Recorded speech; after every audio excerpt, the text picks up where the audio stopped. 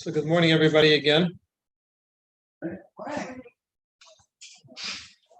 made sure it stopped raining before you came to class.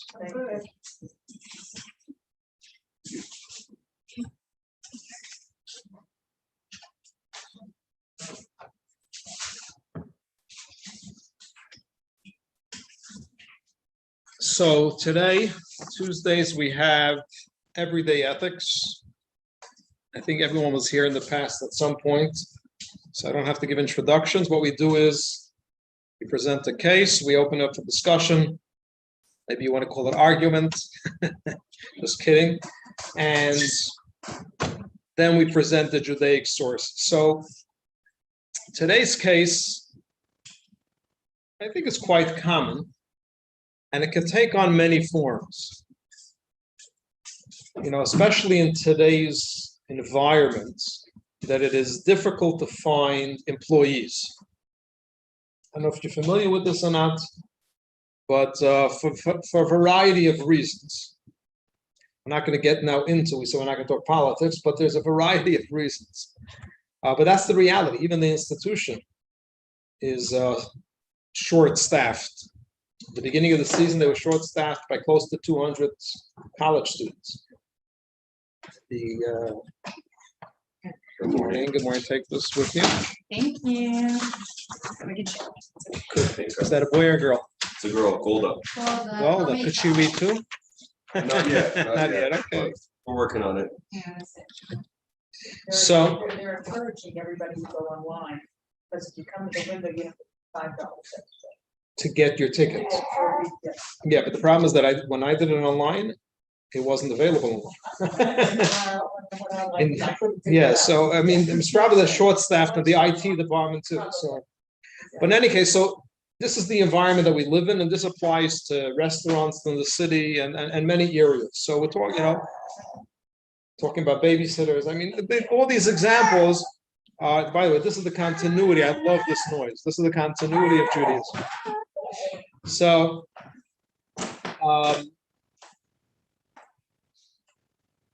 Here's the following case.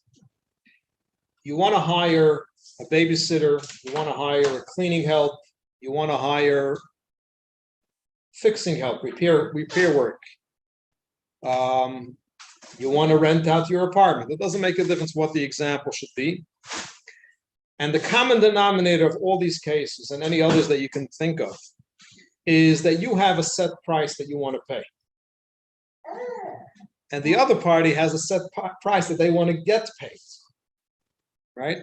So obviously, as long as you say I'm willing, just to give an example, right? So let's say minimum wage, I think at this part of the country today is $12.75. I think let's say $12 just to round it off, right? The city today is $15. So let's say $15, right? So you're willing to pay $15 for whatever help, whether it's babysitting or cleaning help or whatever it is. The other person says, knowing that it's a market that it's hard to come across help, I want $25.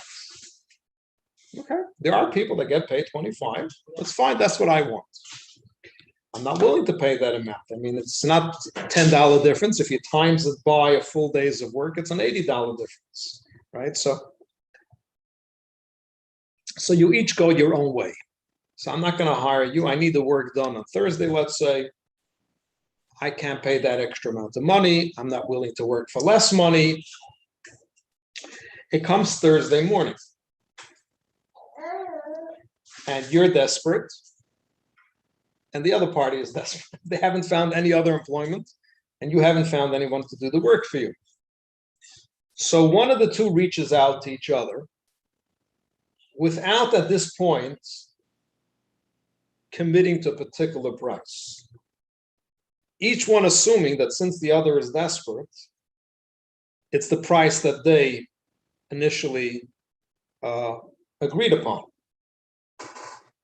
what they offered. They do the work, and now they want to get paid their price, right? So let's say it's $15 an hour. Let's say they work 6 hours, so you offer them $90. I think I did the math right, yeah? And they say, no, I want $150. What's the right thing? And again, this could be in employment, the examples that we gave. This could be in rentals, right? And it's a season that is hard to find rentals. So you say, look, this is the price that I usually get, charged for this rental. And you're saying, well, I'm not, it's way too expensive for me. It's a sticker shock, as we call it, when you come to Chautauqua, paying the amounts that people pay over here. And knowing that it's a hard season, relatively, you say, look, I'm willing to pay an X amount. And then it gets closer and somebody reaches out to the other, whether it's the renter or the rentee, whichever one. Come take the apartment, or I want to take the apartment. And now what do you pay? There's no sign because it's last minute. You haven't signed anything. So what's the right thing? Do you pay the lower amount, or do you pay the higher amount? Or do you compromise? What do you think is the right thing? Again, this could be in many, many scenarios. And it's a common question. So what do you think? Compromise. Negotiate, yeah. But let's say compromise. Okay, I have to play devil's advocate. So what does compromise mean? Compromise basically means I don't know who's right. And therefore, let's both lose or both gain, let's call it that, right? But that's not really a solution. It's a practical solution. But if we're asking what is the ethical thing, so it's either one. Either the ethical thing is you pay the higher price, or the ethical thing is you pay the lower price. So assuming that both parties say, look, I don't want charity. I want to do what's right. So I don't want to get paid if I don't deserve it. And I don't want to get a discount if I don't deserve it. I'm willing to pay the full amount, or I'm willing to get a discounted rate if that's the right thing. So what do you think is the right thing?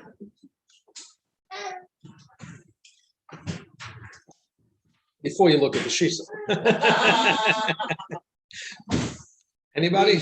Your assumption is that they didn't agree on a price prior, a firm price, they shook hands. Well, if they would have agreed on a firm price, that's different. Right, that's what I meant, but you're. Yeah, then you're falling back at that agreement, the unspoken agreement. But here, on the contrary, both of them offered a different price. So you're saying. And that's why which moved price are you in going- Without firming up the price agreed upon, are you saying that? Yes, and look, I would have never done that. here, let me give you an example. I'll give you a practical example where it can happen, okay? In order to pay the high extreme mortgage in the city, so you try to rent out parts of your house, right? So in the city, you'll rent out your basement to college students. Usually that's what many people will do, okay? So their semesters go pretty much from September and give or take the end of June, right? So it's close to 10-month period. That's what you guys signed. That's what I signed with the ones that are staying by me. Now, it comes the summer. If they leave, I shut everything down and there's no rentals for the summer. But if they want to stay, they have a summer job, whatever it is, I'm going to give them a reduced rate because I know that I can't get anybody else anyways, right? Are you staying for the summer? I don't know yet. Sounds familiar? I'm not sure yet. How much do you want to get paid? How much are we willing to pay? So it was, okay, tell me if you're staying. I have to leave to Chautauqua. If you want to stay, no problem. Just let me know. So at that point, it becomes fuzzy. At that point, there's no contract for those 2 months. They're not sure if they're staying. They'll stay a week. They'll prorate it for that. And they end up staying the whole 2 months. And now how much are they going to pay for the 2 months? So there could be cases where there is no contract just because of the circumstances. And there is no clarity necessarily. Because again, I'm desperate in a way that it's all gain if they stay, whatever they pay me, but I want a certain amount. And for them, it's all gain because then they'd have to schlep and find another place for 2 months, and then they'll have to find another place. So we'll see. We'll see. And then it just plays out until the summer is over, right? So now, and they're willing to pay. So what's the right thing? So there could be, again, examples and allow your imagination to fly a little bit, that we could encounter, we do encounter situations, what's the right thing to do? I don't know, from a business standpoint, I would already have it worked out. Then you have no problems. If we work things out on Yeah, I mean, paper, I would we just say, avoid okay, all the here's my problems. summer rate, you know, whatever, and it's just if I can't afford it, whatever. I'm looking for You another said- place, I'm out Looking- until I find another place, right? Okay, all right, I'll do you a favor. You But get you ten keep percent it as a- discount, you know? Again, if it was clearly stipulated and before you went into whatever it was, then obviously there's nothing to this. Here, we're talking about what each party presented their standing, They got their point, and then whatever happened, and they came and they actually did play it out without then coming to a firm agreement, each one assuming that the other party is accepting their side. And that's the question, what do you do in such a case? I think I've been one selection. Yeah, so, We never spoke about this example. no? Well, if it had to be practical, you felt you both had agreed on the price, but there's a misunderstanding. You had price. Right. Okay, suppose I was the person who was doing the work required. Maybe I would say to him, let me just ask you, are you satisfied with the work I did? But to do it in a rational manner. And he said, yes. I said, originally, this is what I wanted. Unfortunately, we didn't agree. Would you accept paying me this much? So I'm talking in a rational way. Are you saying this situation cannot be done in a rational way? Again, if both parties agree, there's never a problem. No, we have nothing to discuss. Life is not interesting when people always agree.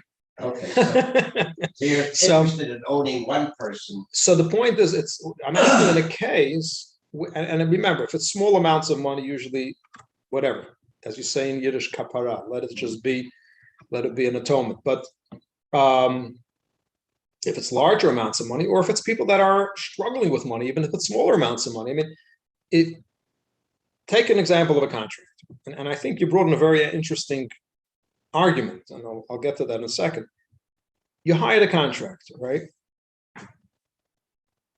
This is what I generally pay. This is what I generally take. But you became desperate. Come do the work. They do the work before. There's no contract. You don't write a contract with somebody fixing your house. And then you want to pay. You write out a check, and then he wants more. What does she want? What? It happens. You think I said clearly this is what I'm paying. And they think, well, they said clearly these are my fees. So the fact that there was some desperation and therefore we went into it, each one assumed that you accepted the other. And it could come out into very large numbers. Now you bring in an interesting thing where the contractor can say, are you satisfied with my work? And the reason I say that's interesting is because I don't want to put words into your mouth, but what the contractor maybe can argue, look, I understood that you're willing to pay that amount of money. In my opinion, my work is worth more than that money. So when I'm saying, are you happy with my work? In other words, look, I actually invested more time, effort, talent to justify my higher rates. And in that way saying, that's why I deserve it. So that is a good counter argument. The question is that acceptable or not? We can do the same in tenants, Okay, where so- you prepare the house, it's a nicer house, or you give them some amenities that, to try to entice them to come use your facilities. Again, so you're making the argument that I have gone beyond to justify my higher fee. And the other person saying, well, I don't need those amenities. To me, the money is more important, right? So what do you do? So you're sitting very quietly. No, I think you talked about About what? what would it cost if you didn't get it done? There is a number, right? I mean, you said you're. Meaning, what would happen if it would deteriorate? Yeah. Okay, And that's in a case of repairs. yeah. But in some, let's say, case of babysitting, the cost would be I wouldn't go to the wedding or whatever. I wouldn't go to the movie. Yeah, Or if it would be a tenant, I would lose that income. That's true. And it's a cost, the guy that did the work has costs too. He has to Yeah. do- Well, so we're not talking about, obviously, by the way, in Jewish law, when we're talking about material, that's of course paid whatever the material cost. We're talking about only about the labor part of it. And so the labor part doesn't have a fixed rate. Now, you could say there's a market rate, but there's a large, usually what you get three estimates, right? Because there's some type of scale that, how each person justifies it. They have their ways of justifying it. Sometimes it is. You see the difference in the work, you see that there is so on. But again, so there was no clarity. If there's clarity, if you can fall back and say this is the rate of everybody, then obviously that's the rate. Then, for example, in today's market, it would be minimal wage, right? So you can say, well, if minimum wage is 15, I pay only 10. That doesn't work. Even if you said I'm paying only 10, and the other person says, look, I need minimum wage, and they went each other's way, and they came back because that's the acceptable bottom line of the market. In this case, legal, but even if it wouldn't be legal, then that's an acceptable thing. That 15 was what you have to pay. You can't pay less than the market. But if there is a spectrum, then what do you do then? So obviously you want to clarify before, but what happens? And it happens. What happens if there's no clarity? I mean, how many of you went to Israel? Or anywhere to the Middle East, really, where you have the shuk. Anybody know what the shuk is? The market. You know the market? You ever went to the market? I'm not talking about the flea market here. This is not a market. The real market is you negotiate prices. They tell you a price, but they want you to negotiate with them. So they'll throw out whatever price it is, 30 shekel. No, 5 shekel. That's just the way, and that's the beauty, if you want to say, of the shuk, right? It's not just the shuk, it's taxi cabs, it's everything. It's just the culture. Yeah, okay. I think today it's already changing. It's become too Western, but it's the culture, yeah. And so what happens? You go to the shuk, and you have to be able to play the game. So I'm going to pay 5. I want 300. You walk away from the stall. You come back 5 minutes later. Okay, I'll give you 10. I'll go down to 200. And at a certain point, you say, okay, I'll take it. What? Take it for what? For which price? Right? It happens. These things come up. So what's the right thing? What do you do? Anybody else? If not, we'll go through to the sources. So what I'm going to present to you is 2 Talmudic sources. One seems to be very straightforward, which gives us a very interesting principle that can guide us of what you do in such a situation.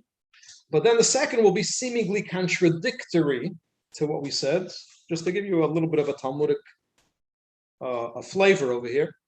And then we'll try to reconcile the 2 sources, okay? So the first source, does everybody have a source sheet? Yeah? The first source, if you're following us online on our website, you can download it, cocweb.org, cocweb.org. It's right under the YouTube screen. You have the downloads if anybody wants to follow us. So the first source on the sheet is taken from, you see there's a parentheses at the end of paragraph number 1, Tosefta Kiddushin. Okay, so as I mentioned the other times, the Talmud is the redaction of Jewish law, as we know, halacha, but it's not just the law, it's everything that goes into formulating the law. So, but really the Talmud was redacted in 2 stages, or I should say really in 3 stages. First was the Mishnah. The Mishnah was in the 1st century by a sage of Yehuda HaNasi, Judah the Prince, and he redacted just the law, different opinions of the law, but just the law, without the rationale, without the debates, without everything, just the law. About 100 plus years afterwards, the remnant of Jews in Israel and Jerusalem then composed what's known as the Jerusalem Talmud. And that does contain more than just the law. It's sort of an analysis of the Mishnah. Why and what's the rationale, what's the sources, but it's quite concise. And about 100 plus years after that, where most of the Jews were in Babylonia, which is modern day Iraq, they constructed what is known as the Babylonian Talmud. Pretty much when we study the Talmud, we usually start with the Babylonian Talmud that's much larger, much more expansive, much more in detail. And that's really generally what we study is the Babylonian Talmud. Now, when Rabbi Yehuda HaNassi, Judah the Prince, redacted the Mishnah, what is the Mishnah? So we have scripture. Scripture is known as the written law, the written Torah. But then we had the oral law, the oral Torah. What's the oral law? How do you interpret scripture? How do you apply scripture? So to give you an example, you shouldn't work on Shabbat. What constitutes work? You can't just whatever I feel is work. It doesn't work. Why can't you say that? Because there are consequences. If you violate the Shabbat, I'm not going to get into what they are or why, but there are consequences. So you can't apply a consequence in a court if there are no rules, no definitions of what the law is. Right? You're going to be brought to court. You worked on Shabbat. No, I didn't. What do you mean? You did that? That's not work for me. Right? So you have to obviously have clear set rules. So there's the oral law, which is based on certain principles and so on, certain rules of how to interpret scripture. So all of that, how you interpret scripture, remained oral. So Moses gave the written law and he gave them the rules by which to interpret scripture, but all of that remained oral. And there was a reason for that, because it forces you to really study, to memorize the study. I mean, think of it today in a simpler way of math. When you studied math in school, and kids today using computer, I'm not even talking about calculators, computers, it's different. You had to know the rules properly and how to apply it. Pen on paper. Remember such thing? Pen on paper. Right? So today you have to know how to use a computer. It's a whole different reality. You don't even have to know how to type into the computer. You can talk to Alexa. You can say, right? So it's a whole different reality. So that's in a similar way. God really wanted we should spend time studying and really know that we're responsible to retain the information. So most of Jewish law was really oral. And it was only after the destruction of the Second Temple of the first century that the rabbis realized that it's going to get lost to history and we have to begin redacting it. Just to give you an example, how I mentioned this other times, how they retain the accuracy of the oral law. Remember the broken telephone? I mean, how you retain the accuracy? So the Talmud actually tells us, you mentioned taxes, the Talmud actually tells us that the norm, what is the example of transcendence in the Talmud? What's an example of going beyond the natural, beyond the norm? So the Talmud says that they used to review their study, want to take a guess? 100 times. And transcendence is 101 times. If you're able to push yourself that extra mile. And the example the Talmud uses is of a taxi service, where they have their zones, right? So you get a certain rate per zone. And the moment you go beyond the zone, even if it's just 1 foot out of the zone, but all of a sudden it's a whole new rate because out of the zone. So there's the zone, which is 100 times reviewing. And if you go beyond that, that's transcendence. But that just gives you an understanding. If you studied everything 100 times, and then you came to the study hall and you bounced it off each other and so on, that's how they retain the accuracy. But then they still realize that, look, we're being scattered, we need to redact it. And what they did, as I mentioned earlier in stages, initially, they redacted the Mishnah. Judah the Prince, when he redacted the Mishnah, he only included things that he was able to ascertain with 101% absoluteness. If it was a certain law or a certain opinion that is 99.9% what was taught or what was, interpreted and so on, he didn't include it in the Mishnah. What happened to all those laws that existed, but he wasn't able to actually ascertain the absolute certainty of it? They were included in 2 bodies of work. One called Breita, which literally Breita means outside. I mean, all those laws that we have, but again, he wasn't able to give it that stamp. And the second one is called Tosefta. Tosefta means additional laws. So these 2 bodies of laws, Breita and Tosefta, are really equivalent to the authoritative status of the Mishnah. Which is the foundation of Jewish law, and all Talmud is analyzing the Mishnah. So whenever there's a contradiction between Mishnaic law and Breita and Tosefta, obviously Mishnaic is more accurate, and therefore you follow that. But whenever there's no contradiction, you do accept the authority of the Braita law and the Tosefta. So the law today, this law of number one, is taken from the Tosefta, and it's actually in the tractate dealing with laws of marriage. So really, this kind of question that we have today can apply to marriage as well. Think of it, if either partner makes a condition that I'll marry you if you give me, or if you include me in whatever it should be, for an X amount. And the other party says, no, we're going to negotiate, right? So you have the same idea. This one wants one amount, the other one wants the other amount. They both go their own ways, but after all, they're in love. So they come back together, they don't renegotiate, and they do go through the ceremony. Now, what's the prenuptial? What rights do they have?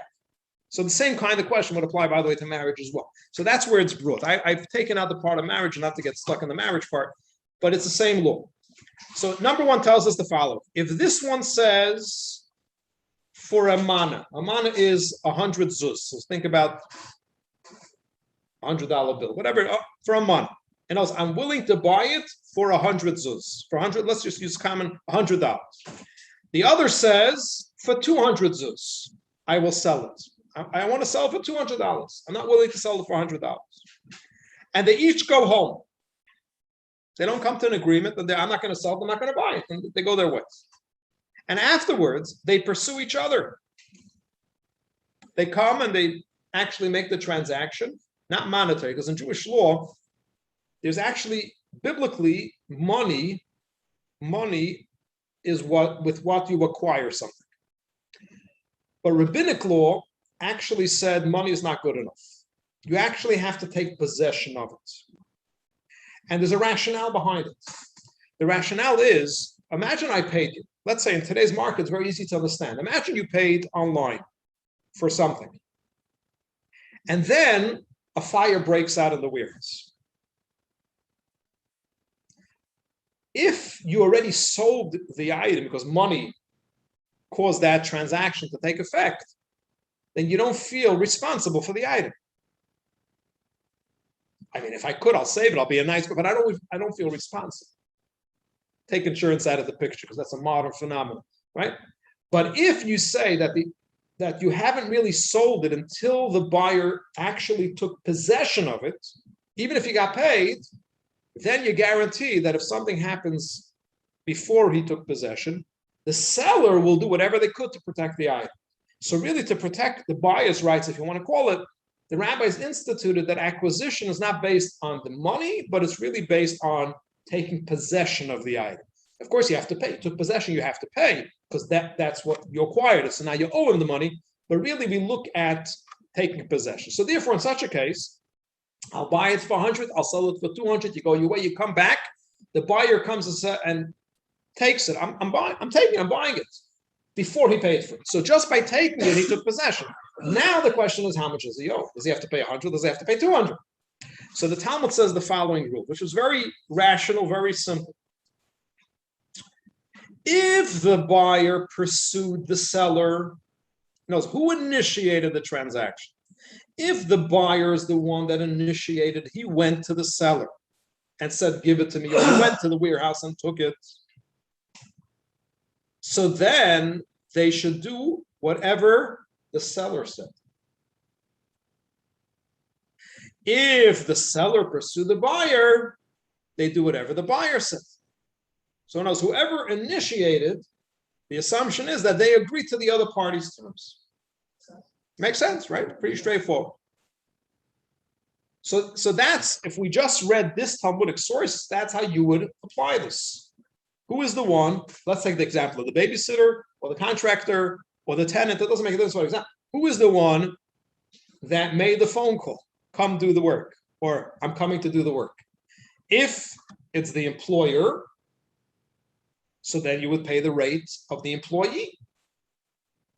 If it's the employee that pursued you, that was the desperate party and came and said, I want to work, I'll take it, I'll do it, then you would pay the rate that the employer initially suggested. That's how you would look at it. So that's pretty straightforward. The problem is when we come to a different part of the Talmud. that seems really to contradict this principle. So, to simplify, I'm not going to get through the whole back and forth of the Talmud. We're limited in time. I'm going to get to the points, but before that, I need to set out one principle, which is number 3 on the sheet. So the Talmud in a different tractate tells us one who hires artisans or laborers. So we're talking about people that are talented in a particular field, whether it's a carpenter or something of that. It doesn't make a difference what it is, or just general laborers. And they deceive the employer, or the employer deceived them. They have nothing but a grievance against one another and no monetary gain. Now, this particular law is very complex and has many details and variances. What I wanted to introduce is this idea of grievance for a second. It's going to be important for later, which means like this. Let's say you hire somebody. Let's just use a simple example. You hire somebody, and before they begin work, you realize, you know what, I don't need their work anymore. Whatever the reason should be. I thought I need it, and I don't need it. Give me an example, yeah? There's a leak in the house, you think it's whatever, you hire a plumber, come to me in the morning. Morning comes, for whatever reason, you realize, you know what, it wasn't actually a leak, somebody spilled a cup of water, whatever the reason is, I don't need the guy anymore. You call him up in the morning, you say, cancel. Cancel. So the question now is, what do you mean? I lost the job, right? But did he actually lose a job or not? What do you mean? Your schedule is open. Somebody can call you now and hire you. I mean, it happens always. Do you have an opening today? Emergency, come right up. So you didn't really lose a job. You lost this job, but you still have opportunities to find other jobs. I just made it difficult for you. You know, you thought you woke up in the morning, you had everything set up, and now I just, it's going to take effort to find the job or reschedule, whatever, right? So therefore, monetary claim I don't have. You can't say, well, I scheduled you, you owe me the money. I have the right to cancel. Now, again, if they stipulated 24 hours in advance, cancel, that's a different story. If it's clear agreements, you have to accept. We're talking about when there's no, but you have the right of grievance. Now, what does that mean you have the right of grievance? I need a right for grievance? What does that mean? Right? So in other words, in Jewish law, the right of grievance is very important. And we'll see soon where it's going to make a big difference. But in simple put, Scripture says you're not permitted, you're not allowed. It's a sin to bear a grudge. Right? That's what it is. You're not allowed to take revenge, you're not allowed to bear a grudge. That's what it says in Leviticus. So when it's telling you here that you're allowed to have grievance, it's telling you that in this case, because it was unethical, even though legally you owe them nothing, financially you owe them nothing, but since it's unethical to do that to somebody, therefore, in this case, you could have a grievance. It's okay. It's not a sin to have a grievance. But we'll soon see that'll make a difference. So grievance is an indication that there is something unacceptable, although you don't have a monetary claim. Okay, so just remember this point. We'll get to it later. So now the Talmud goes through cases where either party retracted on their commitment, not money, on commitment, for a variety of reasons. So, and it goes through what do you do in such a case? Let's say, and the case that the Talmud is discussing, what that we'll talk about, is in the context where you hired workers and they actually began the work, but in middle, they stopped. And now you have to find somebody else to finish the work. Anybody do construction? Anybody in the construction, by the way? I don't want to offend anybody. An architect, No, but that's different. But, and you know what I'm talking about. yes. Contractors will always begin the work and get to, I'm giving it a number, 80% of the work done. And the last 20%, they disappear on you. Right? I mean, I've done this so many times. For whatever reason, I'm not going to badmouth it, but that's a fact. That's when you get into the business, you know that. That's what's going to happen. Okay? And therefore, the whole, as you say, the whole kunst, the whole trick of the game is to pay them in a way that it's worth it for them to finish the work, which is very difficult because I need to pay for the supplies, I need to pay my workers, they know how to play the game as well. So that's the way it works. So what happens if they do that to you? Now, for the last 20%, you can't just hire somebody and pay them the 20% because it's not worth it for them to come and finish the work. So now you need to pay them more than 20%. So do I owe the original contractor 80%? And it's my problem to find the guy for the end. Or do I look, 1 second, I'll pay you, first let me find somebody to finish the work, and what's left I'll pay you. So you get a deduction in your initial fees. This is a discussion on the top. So in that discussion, the conclusion of the Talmud is, and if they'll finish the work, meaning if the contractor will agree to come back and finish the whole work, then you'll pay him the originally agreed upon price. So the Talmud says, 1 second, that's pretty obvious. If they're going to finish the work, they're going to get the pre-agreed upon price. Why do you have to tell me that? What's hiding behind these words that I would think otherwise, and the Talmud has to tell me? That's the question of the Talmud where we're going to start today. So this is number 5 on the page. Or they have the opportunity, they finish their work and take to sell, which was the original agreed upon price. So the Talmud asks, isn't it obvious that this is the case? That is the sum they agreed on the outset. So obviously they finished the work, they get the agreed upon price. So why do you have to tell me that? You have to tell me examples if they didn't keep the agreement, either side. How much do I pay them? But if they finish, then obviously they get paid the full price. So the Talmud tells us the following. No, it's necessary to tell us this. Why? Where the price of labor increased during the day, and laborers rebelled and did not want to work anymore. Okay, so in middle of the day, in today's market, it's hard to understand that in middle of the day, but you can think about in middle of the week. It doesn't make. But in the middle of the day, middle of the work, all of a sudden, there's an announcement on the radio. Just now, the legislator approved a higher minimum wage. Well, that doesn't make a difference what it is, right? The stock market went up, the oil price, whatever it should be, doesn't make a difference, right? But all of a sudden, things fluctuate. And so they rebel. In other words, we don't want to continue unless we get the higher rate. What do you do in that case? You're stuck. You need the work done. So you get on your knees and you plead your case. Please finish the work, right? So and the employer went and appeased them in whatever form of appeal, pleaded with them, begged them, and they agreed to finish their task. But they didn't actually stipulate for what price. The laborers understood that we retracted because we want a higher rate, and therefore we came back with a higher rate. The employer understood, I appeased them to come back to the initial rates. So now what do you do in such a case? Do you pay him the higher rate or do you pay him the lesser rate? So the Talmud says like this, lest you say that they can say to him, well, we were appeased. It was with the intent that you would increase our wage. So now, in other words, that we, in the middle of the day, rebel, it was with the intent that it will increase our wage.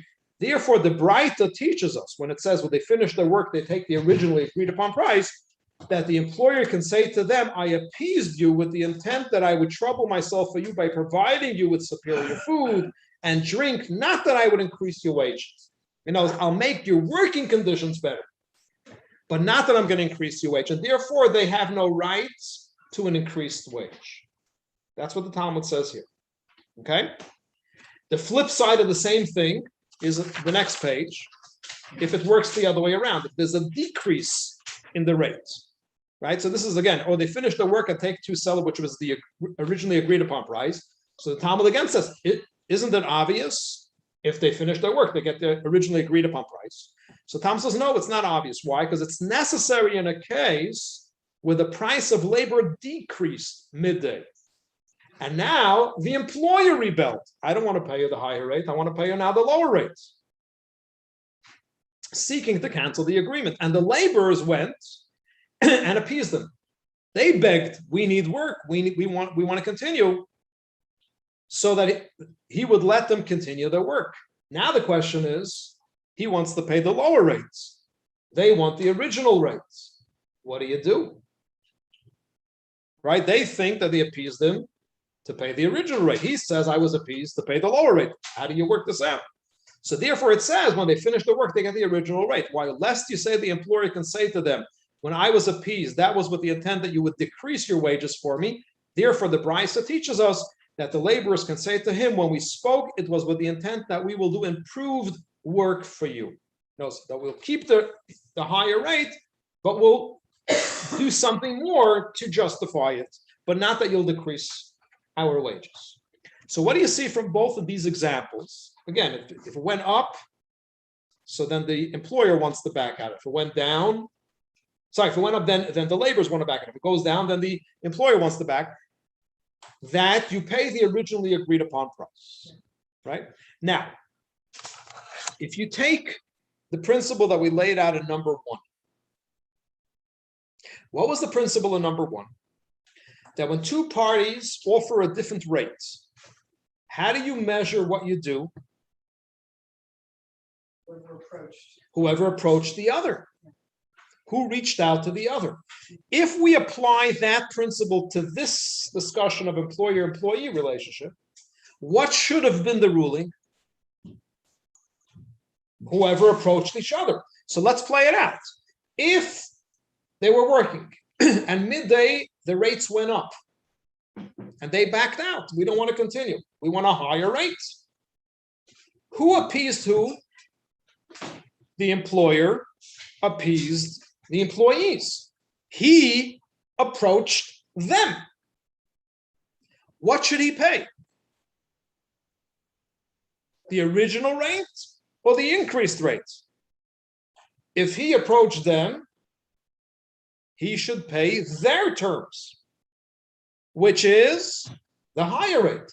Why does he only have to pay the original rate, which is his terms? They already agreed on. Well, let's say, hold on. And the same thing is the other way around. If the price went down, the employer wants to pay the lower rate. Who appeased who? The employees appease the employer, which means they should agree to his condition, which is the lower rate. Why does he have to pay them the original rate? Why can't he pay them the decreased rate? This is the question. So what do you suggest? What do you say?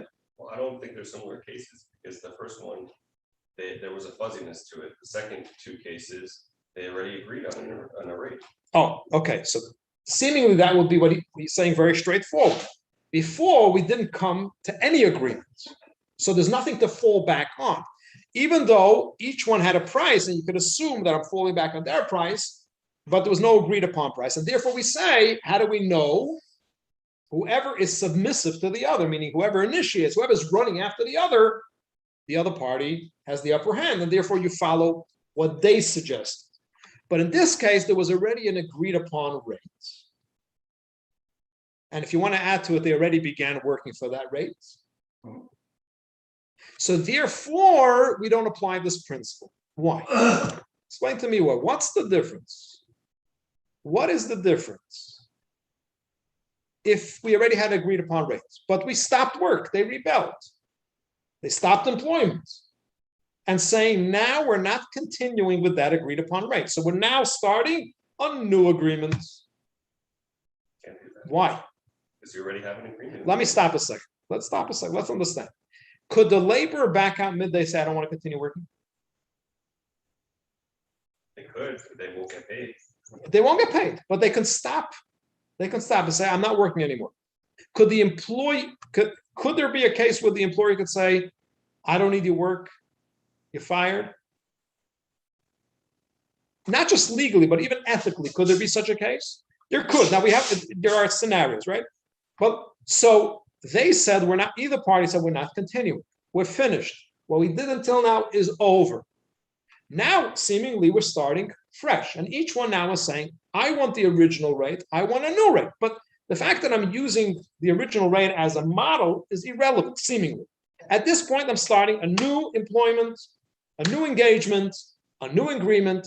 So what do I care that there was an agreed upon rate for the first half of the day? For the second half of the day, there was no agreed upon rate. Yeah.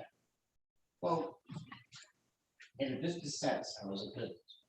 If we did have that circumstance, I agreed on the price, they agreed on the price. I was building a house. I could sell that house based on our current agreements. If the labor decided, because labor rates have gone up, that they want more money from me, I suffer. That's true.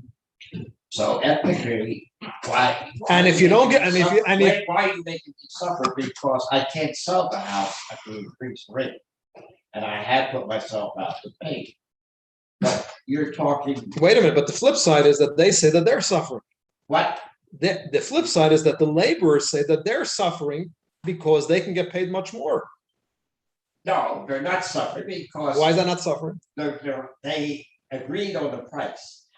Agreeing on that price meant that they could buy the food and things they wanted at that price. Period.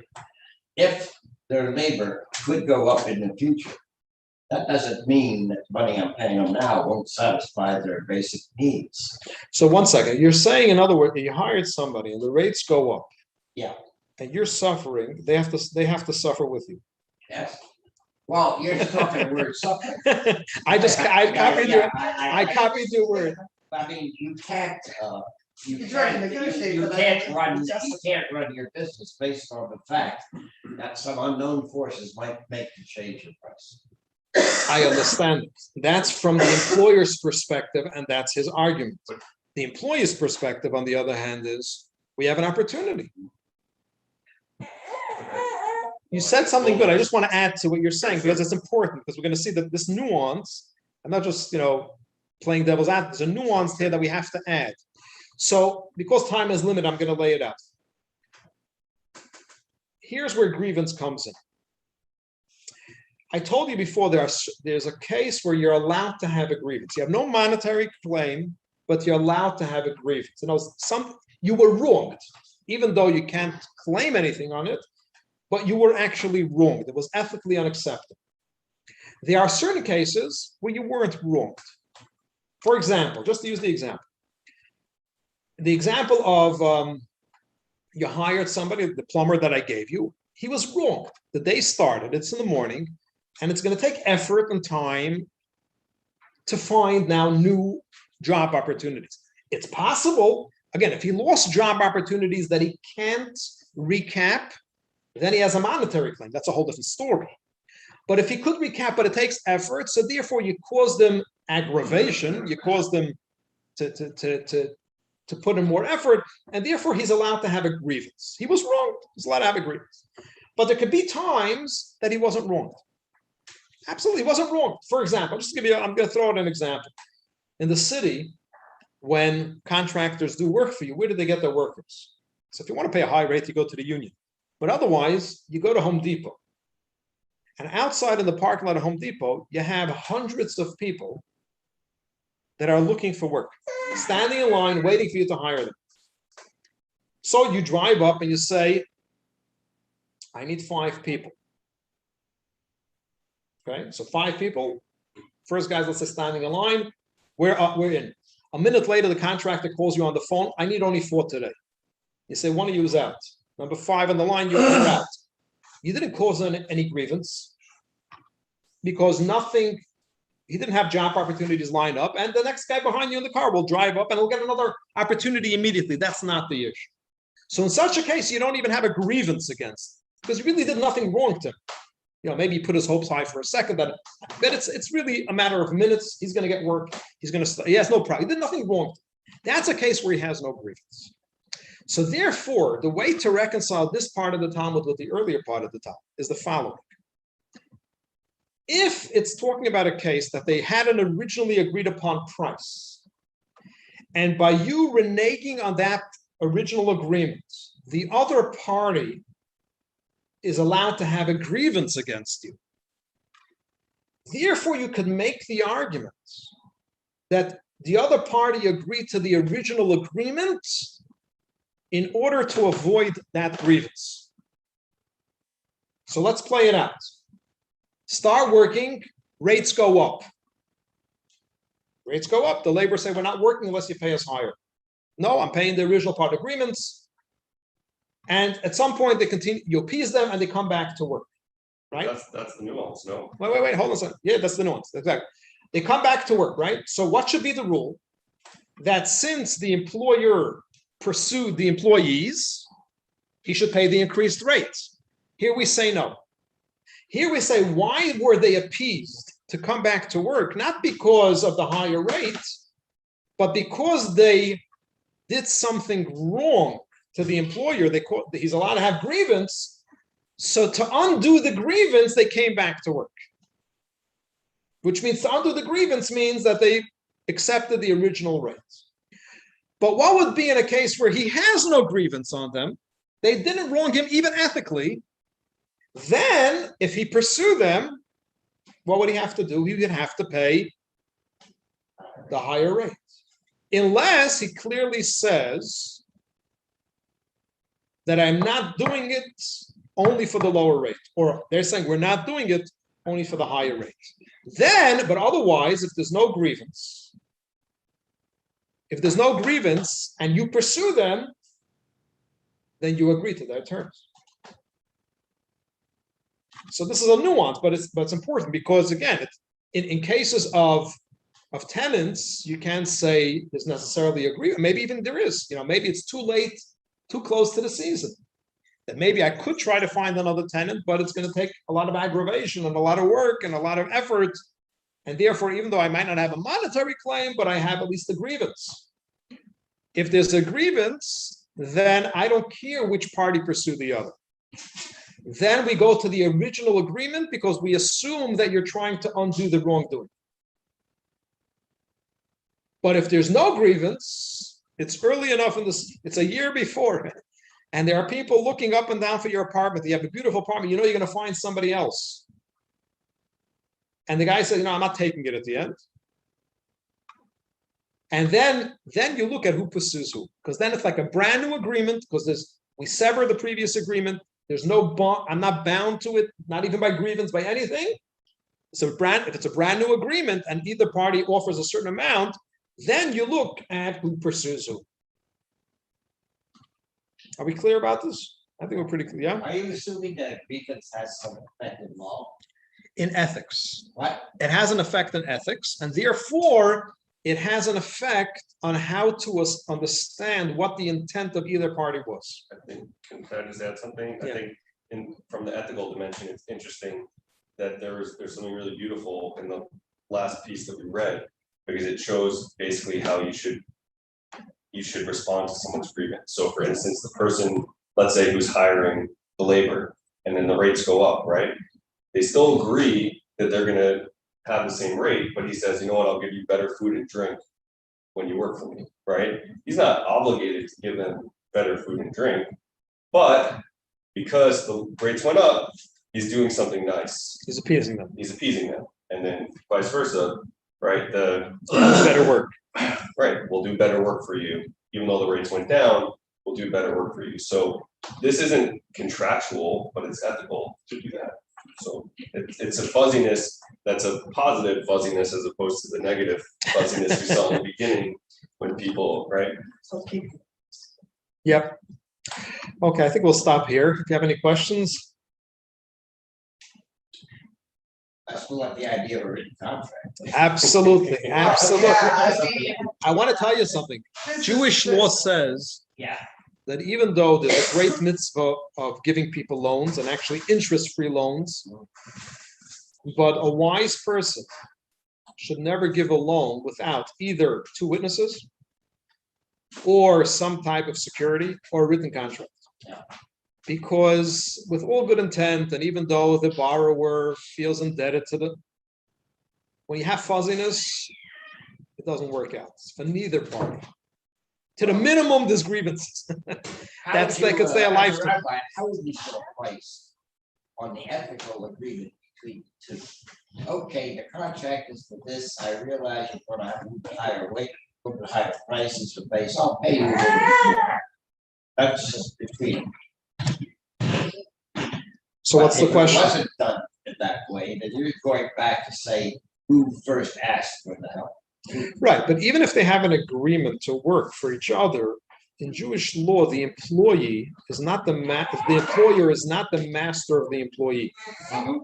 Therefore, the employee does have a legal right to say, I don't want to work anymore. And therefore, if you back out and then you want to renegotiate, that's a whole different thing. So renegotiate with a new clear contract. But definitely, obviously, the answer to many of the questions is obviously preventive.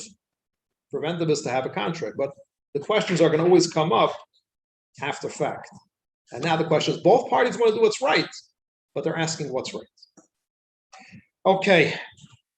Thank you. Tomorrow is historical sketches.